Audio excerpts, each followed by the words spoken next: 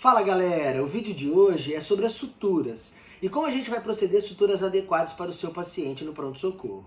Esse vídeo é dedicado aos alunos que estão começando as suas tarefas na clínica cirúrgica e para aqueles médicos que também estão dando seus primeiros plantões, porque sutura é um procedimento corriqueiro.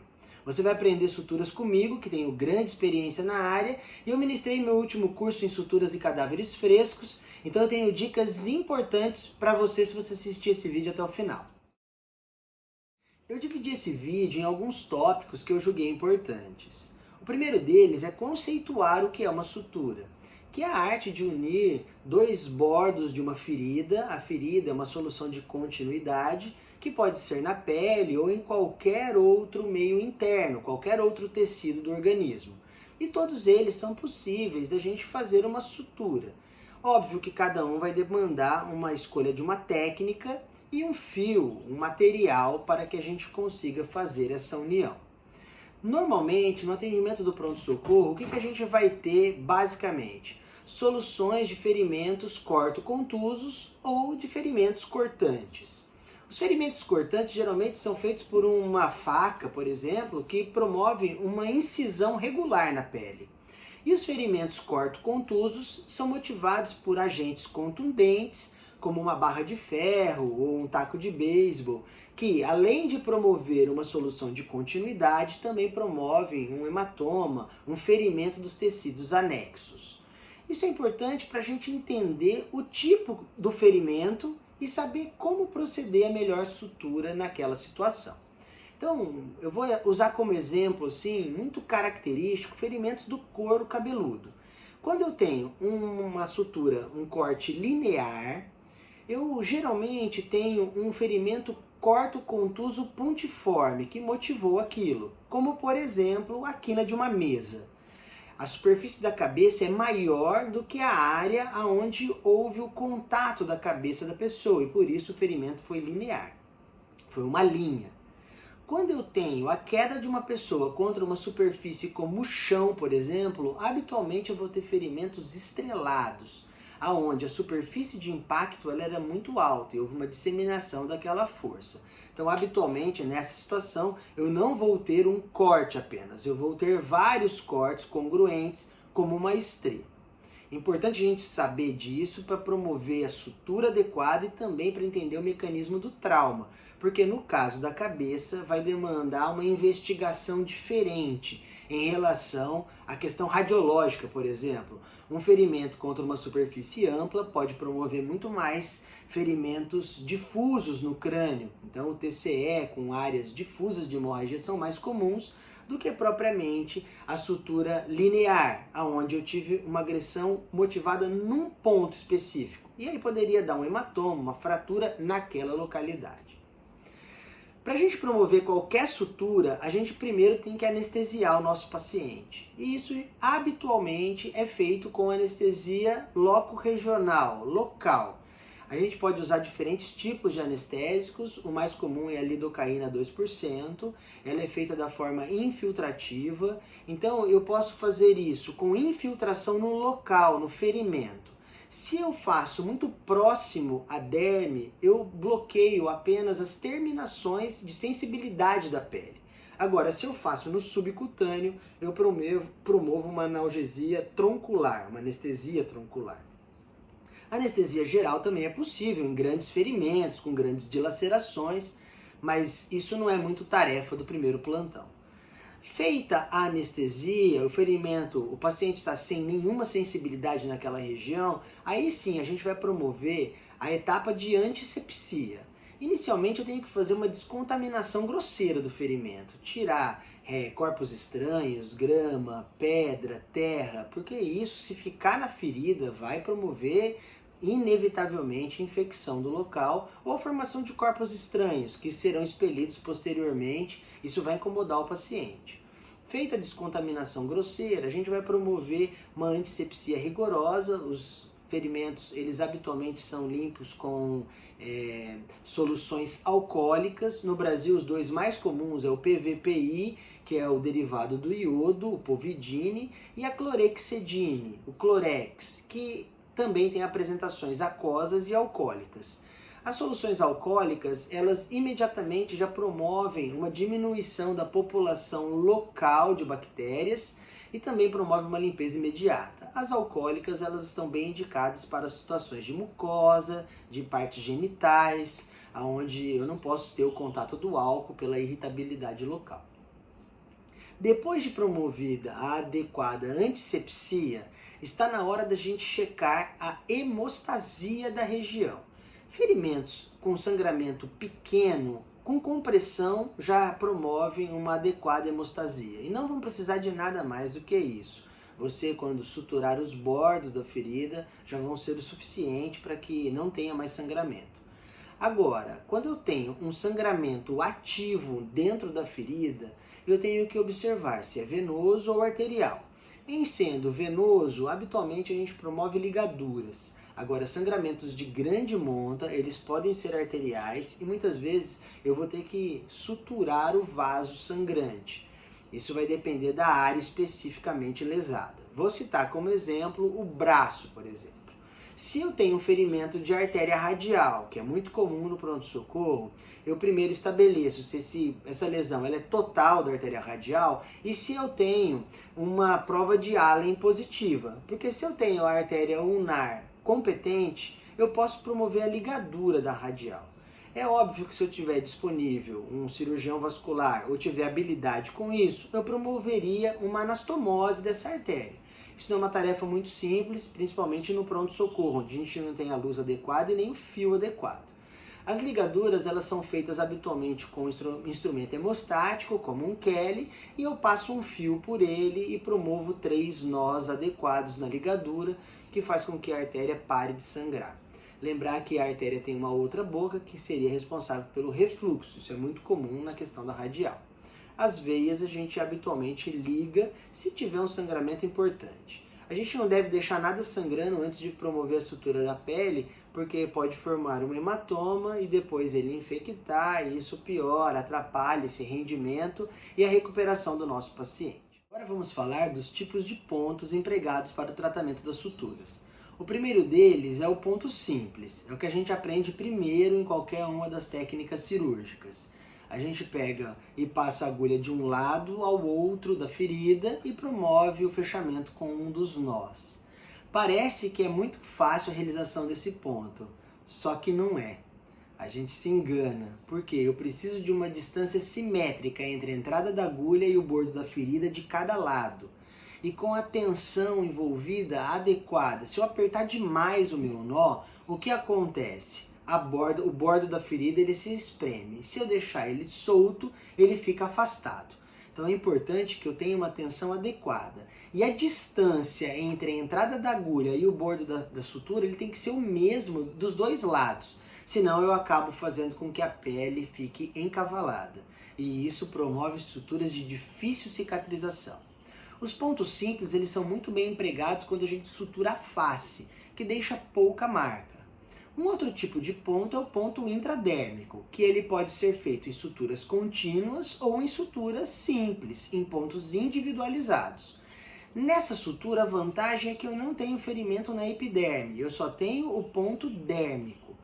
Fios absorvíveis, como monocrio, por exemplo, promovem uma adequada cicatrização de pontos intradérmicos em suturas de pontos separados. Vai precisar de um pouquinho de técnica, mas estão muito bem indicados quando a situação é na face, por exemplo, que eu não deixo uma marca importante. Ou em áreas que ficam expostas, que as pessoas possam ver aquela sutura.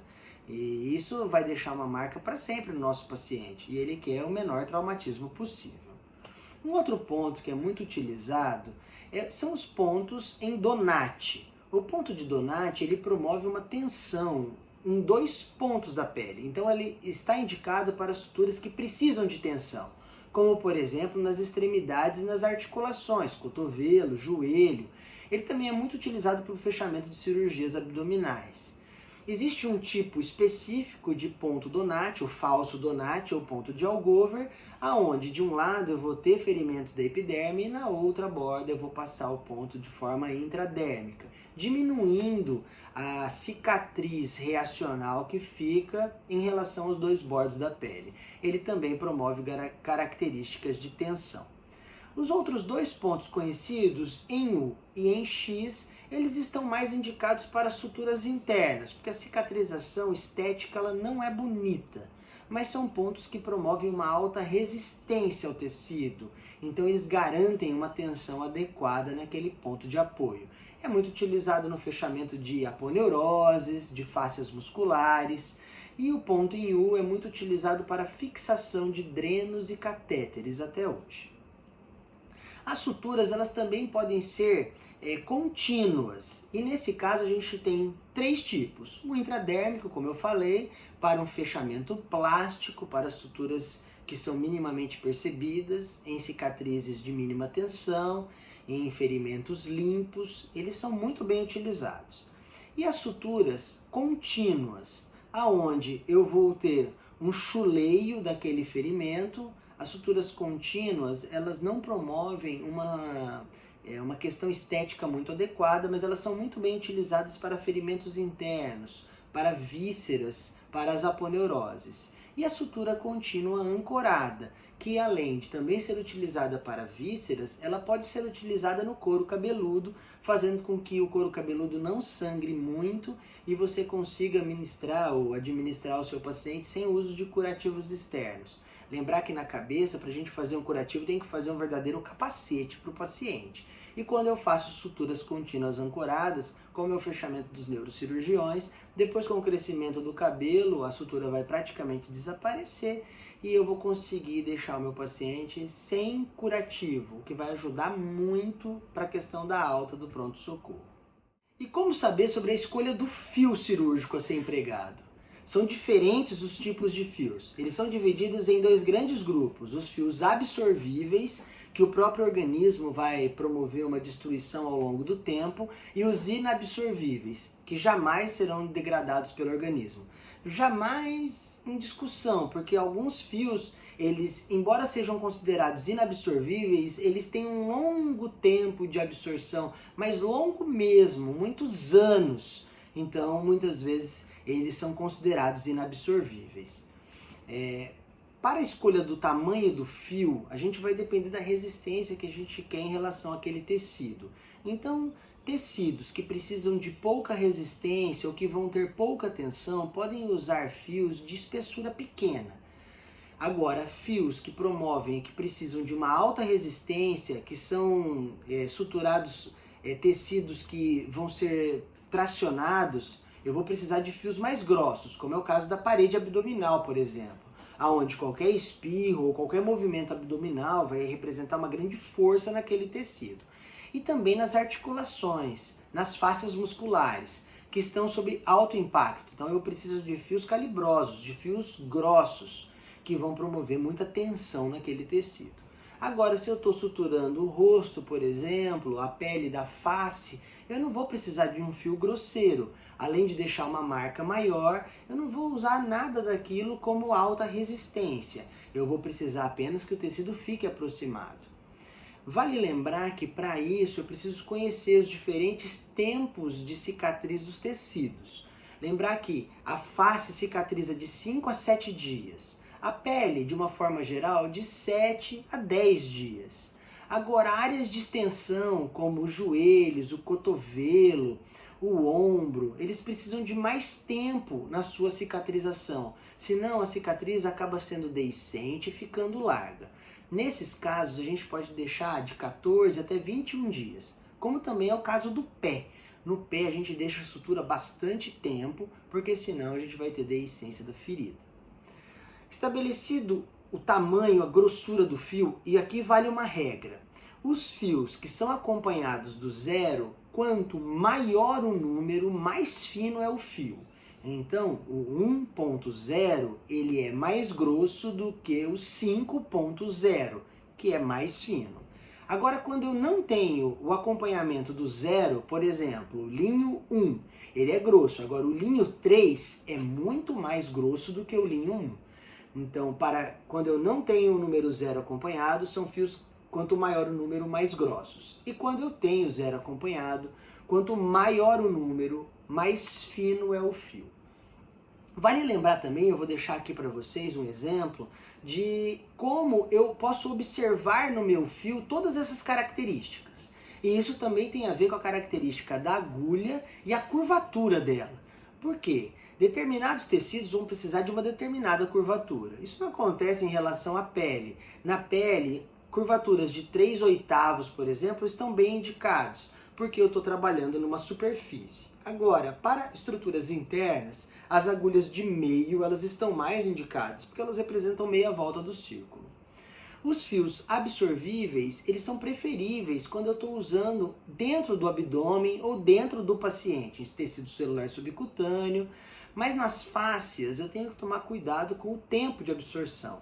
Lembrar que o Vicryl, que ele é amplamente utilizado hoje, ele vai ser absorvido em média de 60 a 90 dias. Então, tecidos que precisam de mais tempo para sua absorção, eles precisam de fios mais duradouros. Na parede abdominal, hoje a melhor indicação de fio absorvível tem sido o PDS, que tem um tempo de absorção maior do que isso. Ou inabsorvíveis. E dentro dos inabsorvíveis a gente tem o prolene, o nylon, enfim, que vão durar aí a vida inteira praticamente. Uma vez estabelecida a curvatura da agulha, também vale lembrar o tamanho do fio.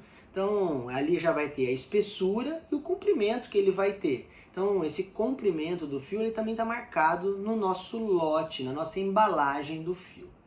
Uma vez estabelecida também a cor. Por quê? Quando eu utilizo suturas de Vicryl, por exemplo, intradérmicas, se esse Vicryl ele é violeta, como é muito comum, acaba ficando tingida como uma tatuagem a nossa sutura. Então eu tenho que usar o Vicryl para pele de forma incolor, ou o monocryl, que também é absorvível e é um pouquinho diferente do Vicryl, que é multifilamentar, o outro é monofilamentar. Em relação a ser mono ou multifilamentar, os multifilamentares promovem mais reações à pele, aos tecidos, e isso aumenta a chance de complicações. Sempre é preferível um fio monofilamentar. Mas muitas vezes o monofilamentar não tem a manuseabilidade que eu tenho com o multifilamentar. Quem já trabalhou com o Vicryl sabe que ele é muito fácil de ser manuseado. Diferentemente, por exemplo, do prolene, que ele tem uma dificuldade muito grande nos nós, que acabam ficando como espetos ao nosso paciente. Então, eu particularmente tenho abolido o seu uso nas suturas abdominais, porque foram inúmeras as vezes que eu tive que tirar como granulomas de corpo estranho, naquele monte de nozinho que a gente dá, naquela laçada toda lá. Como eu falei para vocês, o conteúdo desse vídeo foi um resumo de todo o curso que eu ministrei no ITC, no Instituto de Treinamento em Cadáveres Frescos. E aqui vai uma novidade. Para aquelas pessoas que querem se aprofundar no assunto, tudo isso vai estar disponível na plataforma do Primeiro Plantão. Para quem nunca teve acesso, www.primeiroplantão.com, beleza? Agora, se você quiser que eu continue fazendo vídeos dessa forma, dê um like, compartilhe com seus amigos, para que isso possa me estimular a continuar aqui sempre no Primeiro Plantão com você.